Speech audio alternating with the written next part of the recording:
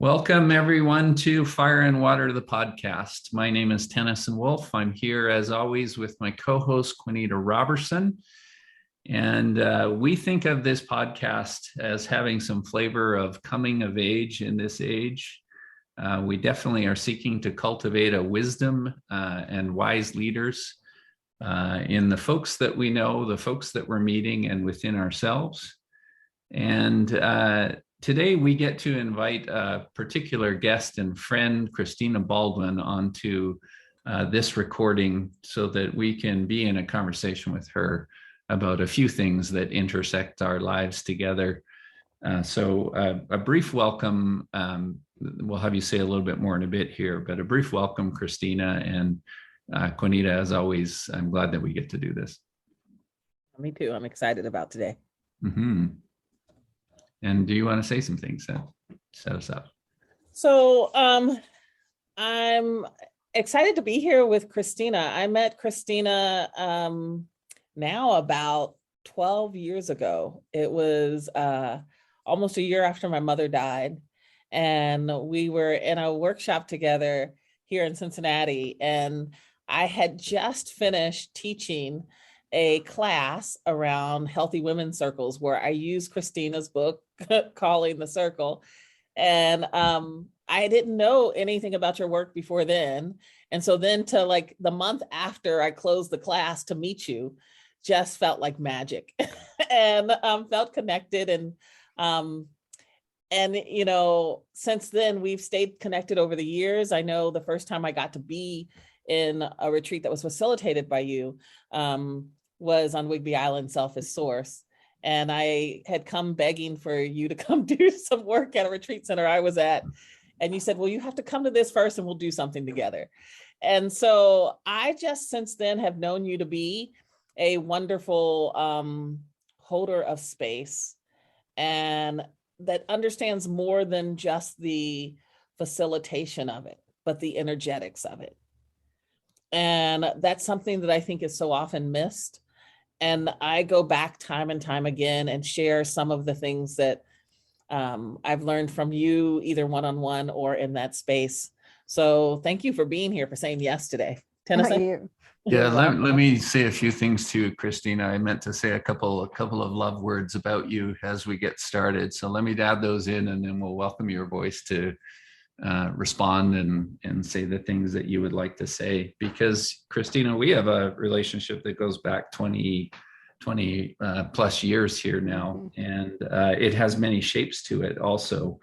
And our context for reaching out to you today is in particular as the elder that you are, with the experience in many different walks of life. But that includes, as some of the connective tissue here, you being an elder and practitioner in the field that is circle and the circle way. You, the person that has written several books along the way, including The Circle Way, co-authored with Anne, Linnea, and Life's Companion, as well as the book Life's Companion, and your book, The Seven Whispers. You founded Pure Spirit, you and Anne together, to create a way to be able to offer some workshops and some education and some deep learning journeys for many people. And I've gotten to participate in those and be a part of them over the years here. And I also know that you're a granny. And I also know that you're an activist. And I also know that you're a courage builder. And the many things that string together in your life here, it's with a big heart that I feel a welcome to you to come in and join us and reflect out loud a little bit together as the person that you are, and as the person that pays attention as you do, not only to what's happening for you and your nearbys or closer ins, but also what's happening in the broader scale of the world. So with all of that, there's just a grand welcome and a deep heartedness to welcome you in, Christina. We'd welcome you saying any of the things that you would like to, just as contexting who you are and what you're paying attention to these days also. Well, thank you very much for having me on your podcast. And I don't want to spend all of our time just loving each other, but loving each other and loving the work. And I always send blessings when your names go by, however they come into my sphere in the course of the month or a day. And I go, oh, because you are both doing such incredible work in the world. And this is a time in my life when one of my greatest joys is seeing the things that Anne and I pioneered 30 years ago thrive without us. Mm. And that is kind of an amazing thing. And then I wrote Calling the Circle 2 times. The first time it was totally rejected. I had sold it to Bantam and they sent back the manuscript and basically said, we have no idea what you're talking about. And who would read this?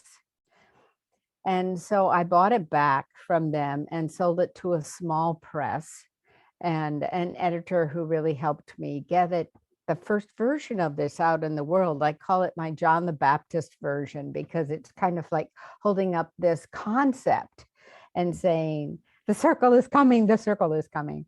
And then 3 years later, Bantam bought it back because the world had changed enough that they could begin to imagine the circle.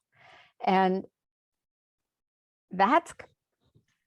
it's kind of stunning to me to just see how it went from no idea to a little idea to now through the circle way, really just being this networked idea that keeps showing up and evolving. And Anne and I just basically said, here are the bones, here's the body, do with it what you will. And you two are just doing so many beautiful things. Thank you so much. Thank you. As we have talked with you a little bit before, we're getting ready to do a circle. It's a 4-hour kind of taste of circles, kind of how I think about it. But we wanted to highlight certain particular parts of circle, like asking questions. We talk about turning to one another for connection and learning, acute listening, growing the ability to listen to the center. Honest speaking, knowing your story is a contribution to the whole. Harvesting, welcoming emergence as medicine. Circle rhythm, checking in, checking out, hosting guardians, and showing up, getting yourself in the room. We say as the first step. And part of what we've been looking at, and Christina, even though I think a lot of times when I've experienced the circle way, I haven't necessarily experienced all of this. I felt it with you, the holding of circle in this energetic way of really understanding about the center and the power of that to hold. And I often will say circle can help us remember not only that we belong to each other, but that we are each other.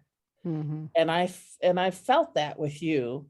And I guess a question I would have for you around circle and some of, I think what we're leaning into a circle is, what is your hope for the moving forward of this body of work that you so love and care about?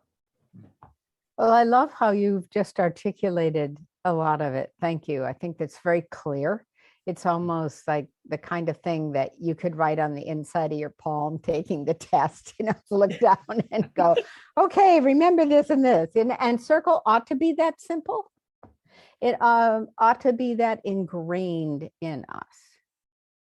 And that for me, the circle is a portal into possibility and into full potential. And most conversations, if they're hurried, if people are not doing acute listening, if they're not really in the room, they never reach their potential. They never reach their possibility. Something happens and people go, right, good.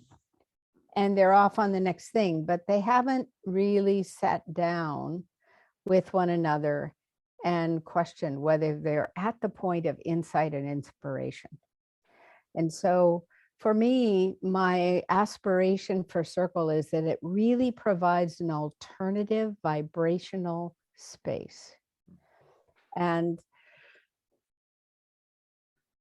the rhythm of Circle, the checking in, the raising the question, the timing, the calling for a pause, using guardianship to institute breath and pause throughout the conversation keeps it at a pace where that potential and possibility can really, and it's too many P words, but become a participant in the process, right? Potential, possibility, participant, process. I mean, it's like you just get it. And that when that happens, the circle wakes up not only in the center, but in the center of each participant. And we remember how to be like this with one another. And if we stop practicing, that goes out of the world. And we just become, frenetic texting machines and messaging each other. And we see eruptions of violence and behavior that surprise us in ourselves and in each other. Christina, I'll follow up on that one a little bit.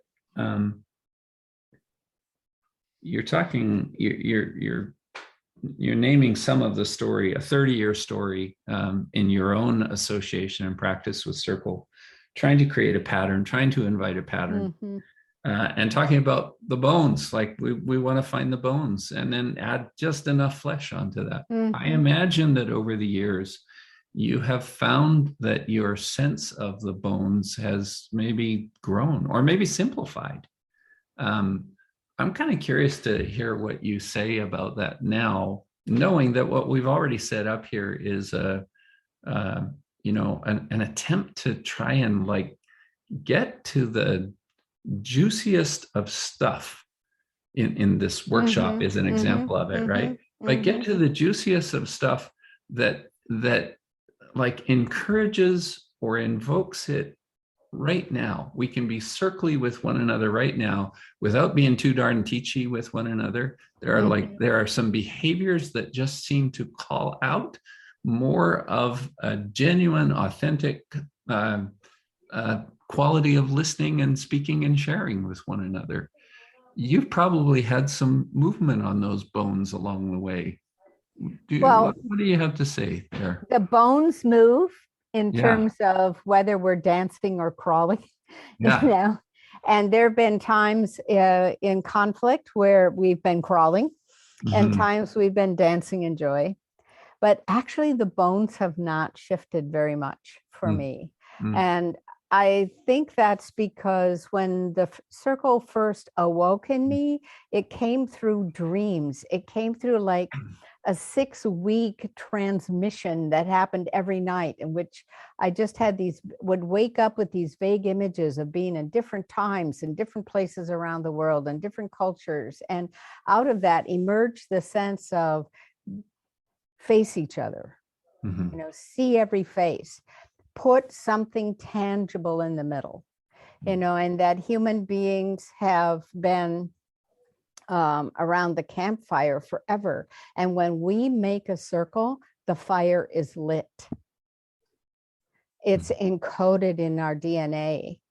And there is power in the space between us. And I think one of the bones that really has expanded in my own consciousness is to honor the center. It's not just a decoration, and in a more modern setting, we will think of it like put flowers or a coffee service or something in the middle. But in the circle, we put something there intentionally that reflects why we are together. And that activates us. It activates us. And then the question becomes, how can we best focus that activation around why we're here? And so it's like, make the edge, make the center, make a way for people to pause and take a breath and remember they're talking to the middle. Over and over again, I'm talking to the middle. So if I have something that's hard to say, I'm going to say it to the center. And hopefully you can continue to hear me, because I'm speaking to the fire, and the fire, however it's represented there, the fire will consume it. I mean, you know this from the teachings that you're doing with the ceremonies. And then out of what the fire consumes, there's light, there's spark, there's inspiration. So I think that trusting the center of the circle has probably been one of our biggest growing edges. But to trust that, you also have to have a strong rim. You have to have people who have shown up and have a few agreements about what's going to happen here. How am I going to stay in enough sense of safety that I can allow a conversation? You know? Beautiful. I think one of the things that I know about you, Christina, because I've been being in circle with you, how intentional you are about calling up circle from your own lineage. And one of the things that I know Tennyson and I have been working with what we're offering to in our circle practices, how do we integrate both of our lineages of circle? You know, his is so much more the circle way than mine has been. Mine has been more Afrocentric and centered just through my family and through and looking at that integration. And because I think circle allows it, right? Circle allows the integration of different traditions, because it does hold, like I said before, this piece of not only do we belong to each other, we are each other.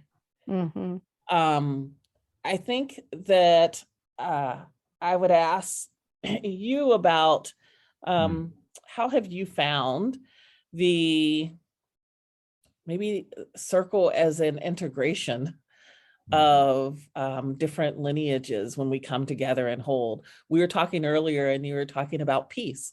What is the possibility for circle and our moving toward peace?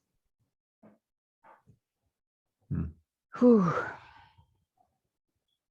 I think those are kind of two questions. I'm going to circle back to lineage. Okay, yes. We live in a world where race is perceived and lineage is perceived. And we're going through a time in our world where that's almost heightened, and hopefully is being heightened as a way of healing. Anne and I, being two white Northern European women, really starting this work before the internet. So you couldn't Google anything, right? We went back and looked at Celtic and Nordic mythology and tried to get behind the Roman Empire, you know, to discover where is the possibility that white people are indigenous and what indigenous practices are universal. So the subtitle of the first book, Calling the Circle, the subtitle is The First and Future Culture. But the first culture, that circle is a universal first culture, because when you have hunter-gatherers, at the end of the day, you have to light a fire and eat together. And out of that grew social constructs that allowed you to develop identity, that allowed you to support women and children and babies and elders, and then to take care of each other.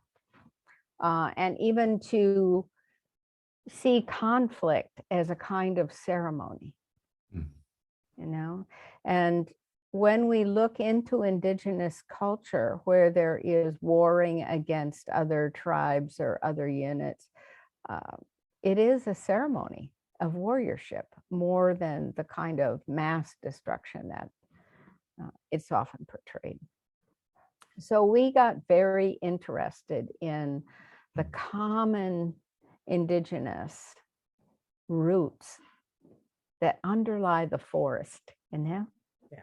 What's there? What's in the mitochondrial and what's sparking between us so that we are each other indeed. We are each other indeed. And then worked also to acknowledge some of the wounding among people who have desperately held on to some of these practices in the face of genocidal reaction. And I'm sure this happens with you too, but we have from time to time really sat down in North America with First Nations people and had conversations, and they'll say, well, this sounds like, a Hodunk circle, or this sounds like a Cherokee ceremony, or this sounds like, and I go, well, that's because when you go back to the root, it's all there. It's all the same. What do you need to do? You need to light the fire. You need to feed the people. You need to have a way to behave together that supports unity. You need to have a way to resolve conflict. You need to have difficult conversations, not just Native people or African people or Euro people, but all of us as people. Is that helpful? It is. Yeah. I was just going to say, it is very helpful for me. And I think that because we have forgotten that, I think so much of the healing that's trying to happen right now around whiteness, we have forgotten that whiteness requires everybody to give up their culture, not just people of color. Right. And so to have you speak on, it all comes back to the root. And that's what's calling to be healed, I think, for all of us. I think, oh, go ahead, Christina. Well, I was just thinking, as you both know, if you read my blog, that I wrote quite a piece last fall about my experience being white and how obliterated Indigenous culture was in my growing up and understanding. And I want to continue that conversation with myself. And so I've been asking lately, is there anything good about being white? Well, and let's just say that maybe there is. So like, what's good about being white?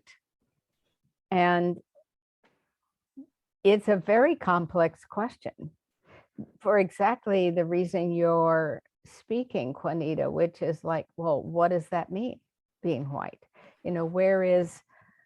Where is white tradition?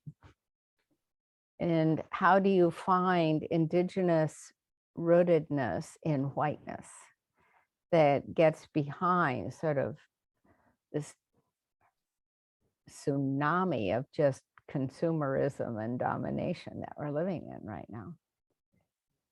But Circle can take us there and dive us into those conversations. I'll jump in because part of how I can hear that, Christina, and I'm real time reflecting into, and then there's this group of people that I get to be with or work with, or have asked me to come in and do something that they're not even quite sure how to ask for, kind of stuff. I lead so often with Circle. I lead so often with at least one version of what's behind that. We need connection with one another. We need relationship with one another. Our relationship is our robustness, or our robustness is found in our relationship. I have some favorite things to say there that are genuine and real. And I know others have some ways of saying that also. But I think that the link that I make back to, it's somewhere in the words that you're sharing, Christina. I think we're trying to build ritual around listening, or reclaim ritual around listening.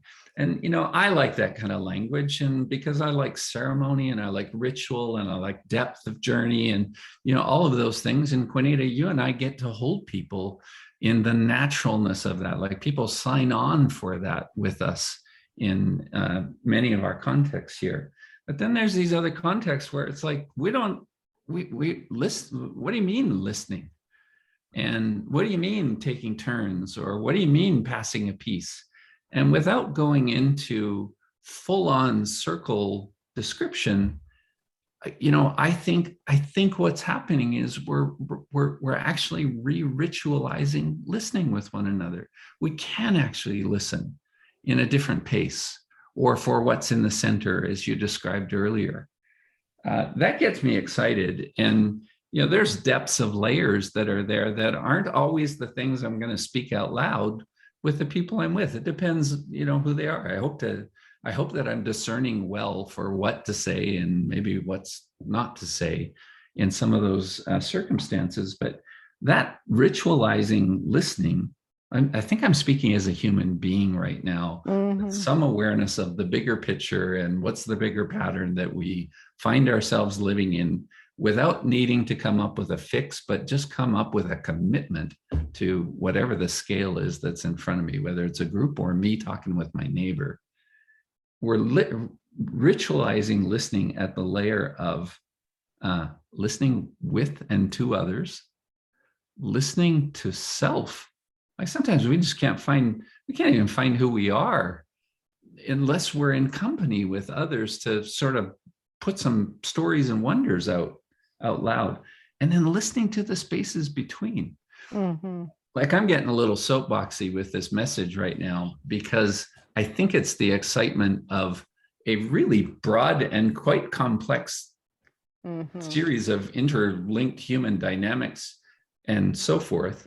And just saying, we need an overarching narrative and invitation. What if we could improve our quality of listening at all of those layers? Oh my gosh, how might that change who we are and what we do in the world? Those are things I get excited about. Well, I want to get excited with you about the overarching narrative, because I'm aware how we get jerked around in and out of different narratives right now. And at the time that we are talking, the narrative that we're looking at is about Ukraine. And I have to say that I feel like a kid in first grade raising my hand going, but Afghanistan, we moved on. It's like they got 2 weeks of global attention, 2 weeks of story, and then poof, and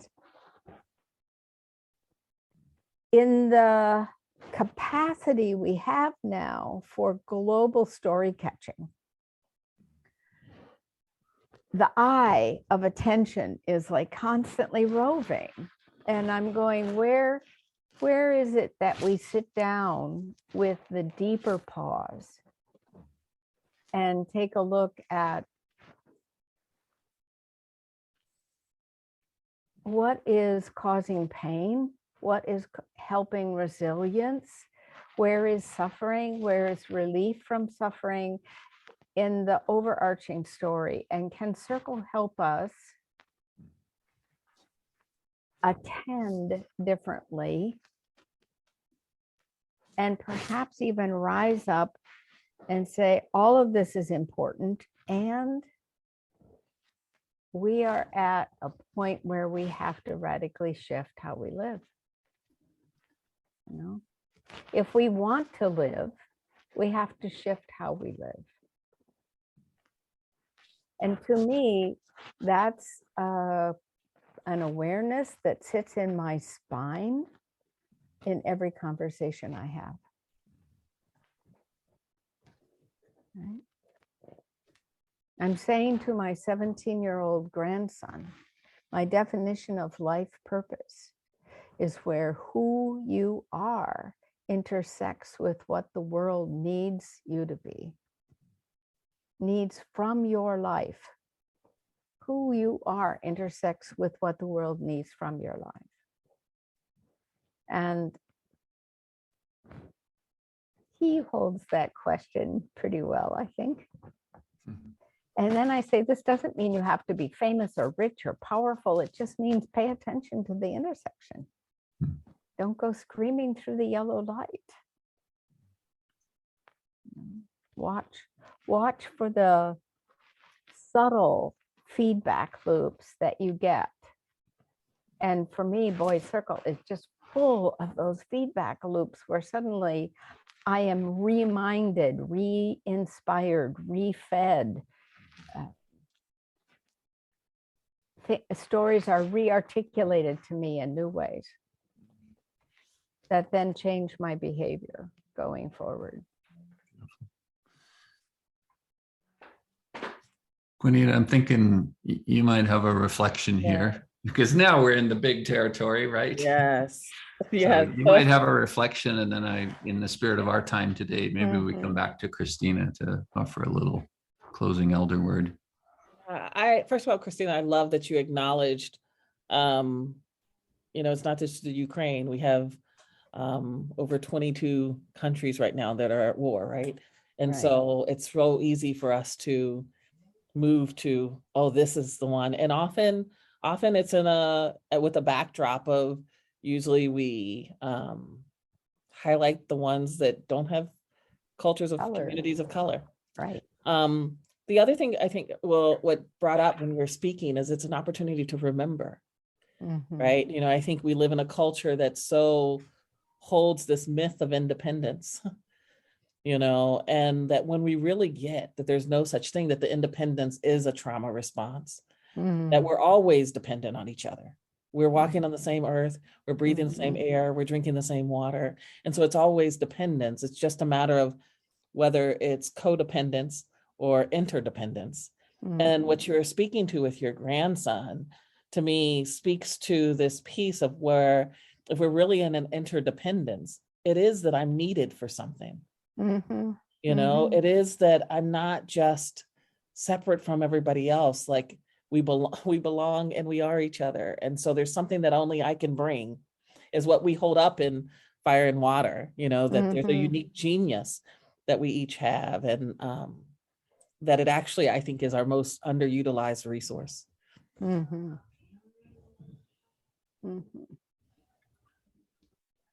Christina, in the scope of today, this conversation and the reality of a recording, and the awareness of these kind of conversations are meant to go on in other places and ripple out and all of that kind of stuff. You offer wisdom, whether it's with grandson or communities or some of the places that I've known you along the way here.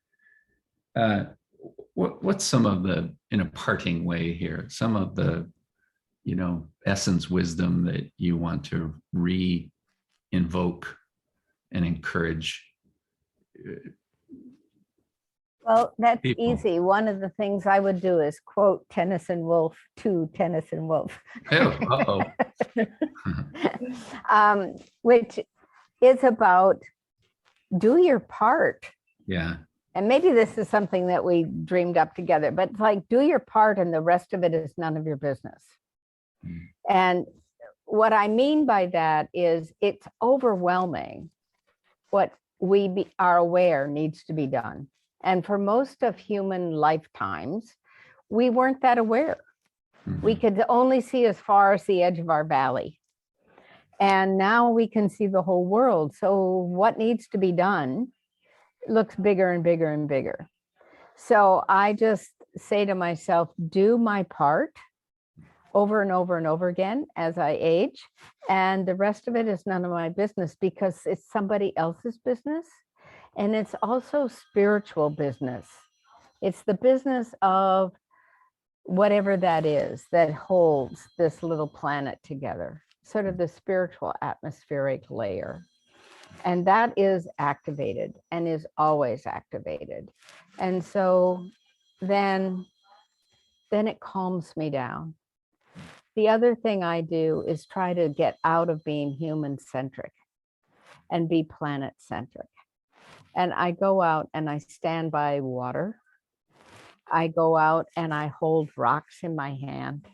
I look at the mountains, I look at the hills, whatever, and I go, all of this is equally important. And not only, it is all me, like you say, Juanita.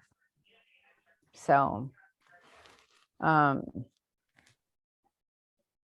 I think the question then that I live with, that that I'm tending right now is, what do I leave in the earth for the future to find?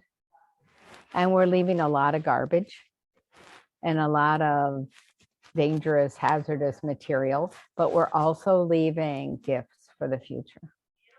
And so tangibly, intangibly, what am I going to place from my life here for the future to find?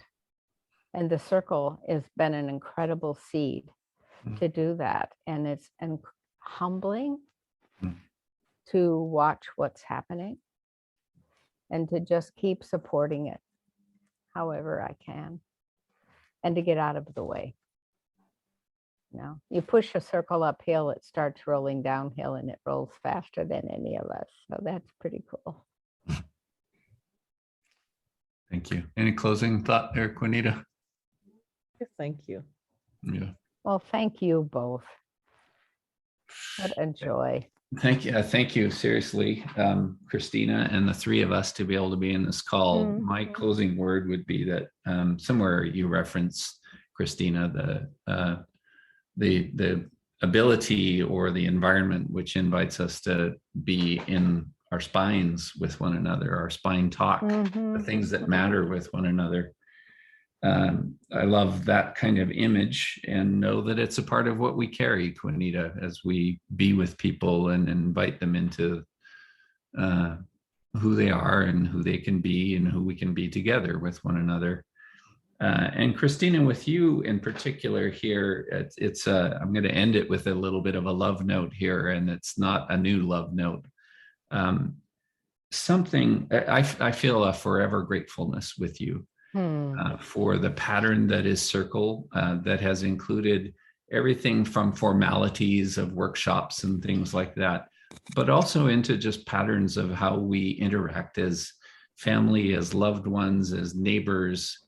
There's some kind of pattern there that is now 25-ish years deep in me that I recognize I don't live without, can't live without.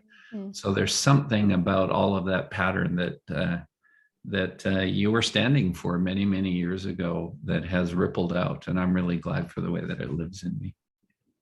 Thank you. I'm glad for the way it lives in you too. And you too, Juanita. Thank you. Yeah. Thank you.